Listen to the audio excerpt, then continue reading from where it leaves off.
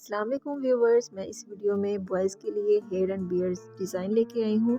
आप मुझे comment section में ज़रूर बताइएगा कि आपको ये वीडियो कैसी लगी और मेरे चैनल को ज़रूर सब्सक्राइब करिएगा ताकि इसी तरह मेरी वीडियोस आप तक पहुँचती रहें और मैं आप लोगों के लिए इसी तरह वीडियोस अपलोड करती रहूँ। तो चलिए देखते हैं इन डिज़ाइंस को।